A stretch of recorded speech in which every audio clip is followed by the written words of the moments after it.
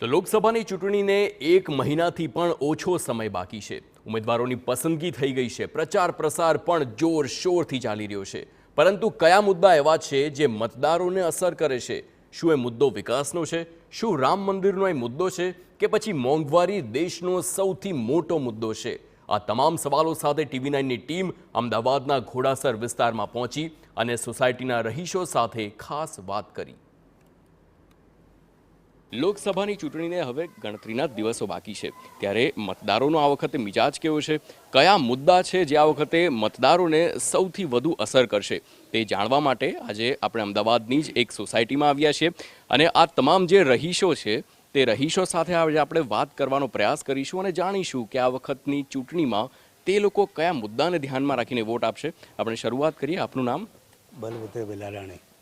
આ વખતે ચૂંટણી છે, ખ્યાલ છે લોકસભાની? ખ્યાલ છે વધારે। કયા નેતા જે સૌથી મજબૂત છે? ભાજપના નેતા બધા સૌથી વધારે મજબૂત છે અને કાર્યકરો બધા વધારે સારા છે અને કામકાજે બધું સારું સુંદર કરે છે, એટલે બધાને લોકપ્રિય થઈ ગયા છે ભાજપના નેતા દરેક। એટલે ભાજપના કાર્યકરો કામ કરે છે ખરા તમારા વિસ્તારમાં? કામ કરે છે ને, કામ કરે છે એટલે તો એમનું નામ છે। દર વખતે ચૂંટણીમાં લગભગ મોટા ભાગના આવતા હોય છે, કામને લીધે જ આવતા હોય છે। અને બીજું જે અત્યારે ઘોડાસર ચોકડી પાસે જે બ્રિજ બની રહ્યા છે તેમાં સિનિયર સિટીઝનમાં એક લાઇબ્રેરી જેવી વ્યવસ્થા ઊભી થાય અને ત્યાં સુલભ શૌચાલય જેવી વ્યવસ્થા ઊભી થાય તો આ વિસ્તારના બધાના માટે પ્રશ્નો ઊભો સોલ્વ થાય। બીજું આ બાબતમાં એમણે ઘણા સામાજિક કામ કર્યા છે। દેશવટો સમાજ જ્ઞાતિ ભેદભાવ ભૂલી દેશ વિકાસ માટે કામ કરવા જોઈએ અને મોદી સાહેબને ટેકો આપવો જોઈએ।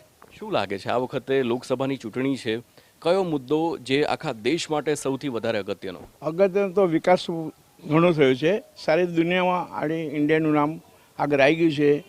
મેઇન ઓથોરિટી તરીકે મેઇન દેશ છે, વિકાસશીલમાં આપણું નામ થઈ ગયું છે। નરેન્દ્ર મોદી પ્રચંડ પ્રચાર કરી રહ્યા છે, પરંતુ એની સામે બહુ મોટું વિપક્ષ છે। આ વખતે બધા નેતાઓ ભેગા થઈ ગયા છે, લાગે છે કઈ અસર થશે? કોઈ ચિંતા નથી।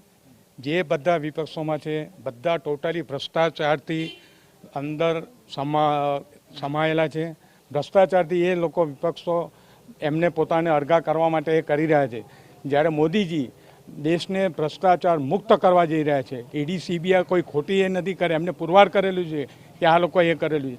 મોદીજી જે કરી રહ્યા છે દેશ માટે કરી રહ્યા છે। મોદી સાહેબ પોતે અગ્રેસર બન્યા અને એમના કારણે આપણે રામ જન્મભૂમિ આજે હજારો લોકો અત્યારે જ્યારથી એમણે ચાલુ કર્યું ત્યારથી લોકો ત્યાં જતા થઈ ગયા। સોમનાથમાં જો જે મંદિરોનો વિકાસ નહોતો થયો એ બધાનો મોદી સાહેબે વિકાસ કર્યો છે અને એની અંદર વધારે મોટા ભાગના ભાઈઓ જાય છે અને બહેનોને તો આ વિકાસ એટલો બધો જાણે પોતાને ભગવાન મળતા હોય ને એટલો બધો એમણે કર્યો હોય એવું લાગે છે। એટલે શું એમ કહી શકાય કે ભાઈ મોંઘવારી માટે સરકાર જવાબદાર નથી, પ્રજા ખુદ જવાબદાર છે, એ વાત સાચી?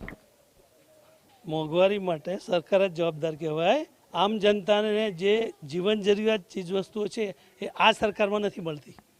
મોંઘવારી તો વધવાની જ છે, કારણ કે સામે વસ્તી જનસંખ્યા પણ આપણા દેશમાં એટલી ઝડપે વધી રહી છે, એટલે મોંઘવારી વધવાની જ છે। કારણ કે મોંઘવારી અમને તેલમાં અને શાકભાજીમાં દેખાય છે, પણ અત્યારે આપણે જોઈએ તો હોટલો ભરચક છે। એક શાકના 500 રૂપિયા તો લાઈનો લગાવે છે લોકો હોટલોમાં। એક અઢી કલાક આપણે લાઈનમાં બેસીએ ત્યારે હોટલમાં નંબર લાગે છે, તો એ વખતે લોકોને ત્યાં મોંઘવારી નથી નડતી? એક શેમ્પુ સાબુનું જોવો તો 300-400 રૂપિયાનું આવતું હતું, એ મોંઘવારી નથી નડતી? અત્યારે અમદાવાદનો સર્વે કરો તો દર શનિ રવિ 25 લાખ લોકો બહાર જમે છે, તો એમને મોંઘવારી નથી નડતી? 5-6 હજાર રૂપિયા બિલ થાય છે, તો એ મોંઘવારી નથી નડતી? એટલે મોંઘવારીનો મુદ્દો તદ્દન ખોટો છે અને મોંઘવારી તો આનાથી પણ વધારે વધશે। આ તો મોદી સરકાર છે એટલે મોંઘવારી આટલી કંટ્રોલમાં છે, નહીં તો 500 રૂપિયા લીટર દૂધ ના મળે। હું પબ્લિક માટે વાત કરી રહ્યો છું। એક સાયકલ પર મજૂર જનાર ને જો 900 રૂપિયા બાજરી મળે અને 20 રૂપિયે છાશની થેલી મળે તો રોટલો ને છાશ તો ખાશે કે નહીં ખાય? પણ એને વેતન વધી ગયું છે ને, એ પણ 700 રૂપિયા લે છે। એ રોજના રોડ પર લોકો મજૂર અત્યારે દિવસના 1000 રૂપિયા રોજ લે છે। ગરીબી ઘટી જ નથી, કોઈ સંજોગોમાં ગરીબી ઘટી ગરીબ નથી, કોઈ જગ્યાએ છે જ નહીં। અત્યારે મોંઘવારી જેટલી બધી છે, માણસ જ નથી મળતો। જોર છે, બાકી તો બધા લોકો પાયમાલ છે સાહેબ। આ એક યુવક ઊભો કરે છે મોદી સાહેબ, ઇલેક્શન આવ્યું ને એટલે કેજરીવાલને જેલમાં પૂરવા તો આટલા દિવસથી શું કરતા હતા? લોકસભા પહેલા કરી શકતા ને આ સ્ટેપ, તો આજે કેમ કર્યું? એ પાર્ટીને ખતમ કરવાની તૈયારી કરી રહ્યા છે। એટલે શું લાગે છે કેજરીવાલે ભ્રષ્ટાચાર કર્યો છે કે નથી? કેજરીવાલે ભ્રષ્ટાચાર કર્યો છે અને કોર્ટે પણ કહ્યું છે કે ભાઈ આ ભ્રષ્ટાચાર કર્યો છે માટે આપણે એમને જેલમાં પૂર્યા છે, કોર્ટની ઉપર કોઈ છે નહીં। બિલકુલ। એટલે આ બંનેના મતાંતર હતા, પરંતુ આપણે બીજા લોકો સાથે પણ વાત કરવાનો પ્રયાસ કરીશું। આપનું નામ? હું મહેશ પટેલ। અને જે આ મોંઘવારી વિશે જે ડિબેટ થઈ હમણાં એના વિશે તો હું એટલું જ કહું કે આજે પાકિસ્તાનમાં પેટ્રોલનો ભાવ શું છે, ત્યાં અનાજ માટે લોકો તરસે છે, એના કરતાં તો ઇન્ડિયામાં ઘણી સારી પરિસ્થિતિ છે આપણી. અને હું તો એવું ઈચ્છું કે આપણા ભારતમાં સનાતન ધર્મને ટકાવી રાખવા માટે અબકી બાર 400 પાર. વખતે વિપક્ષ પણ એટલું જ મજબૂત છે, લાગે છે વિપક્ષ કામ કરી જશે? તમને લાગે છે વિપક્ષ મજબૂત હોય? વિપક્ષ મજબૂત છે જ નહીં. મજબૂત હોત તો એકલા હાથે લડ્યો હોત ભાજપની જેમ. એટલે વિપક્ષમાં બધા જે ભેગા થયા છે એ બધા આને હરાવવા માટે અથવા આને પછાડવા ભેગા થયા છે, પરંતુ એમનાથી આ શક્ય બનવાનું નથી. આપણે જોઈ રહ્યા છે કે ગઠબંધનની અંદર પણ ઘણા બધા તળા પડી ગયા છે, એટલે ભાજપની સામે ટકે એવું લાગતું નથી. શું ભાજપ સરકારે કયું કામ એવું કર્યું કે તમને ગમી ગયું? 370 હટાવી દીધી. અને એનાથી આપણને શું સીધો ફાયદો? બધા ફાયદો છે. કાશ્મીર અંદર આવી ગયું ઇન્ડિયાની અંદર. તમારે જમીન ખરીદવાની છે કાશ્મીરમાં? ખરીદી લઈએ, કેમ ના ખરીદી શકાય?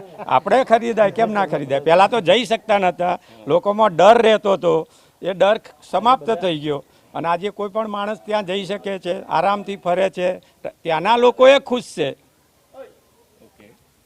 તો કાશ્મીરમાં ઘણો ફાયદો થયો છે. આ જે તમામ લોકો સાથે આપણે વાત કરી એ લોકોના અનેક મતો હતા. કોઈ કહે છે મોંઘવારી છે, કોઈ કહે છે કે મોંઘવારી હોય તો કોઈ ચિંતા નથી, સનાતન ધર્મની જરૂર છે. આ બધાની વચ્ચે હવે ઇલેક્શન 7 મેના રોજ ગુજરાતમાં યોજાશે અને ત્યારબાદ રિઝલ્ટ આવશે ત્યારે ખબર પડી જશે કે આવનારા દિવસોમાં ભારતમાં કોની સરકાર બને છે. કેમેરામેન દીપક સેન સાથે હાર્દિક મોદી, TV9 અમદાવાદ.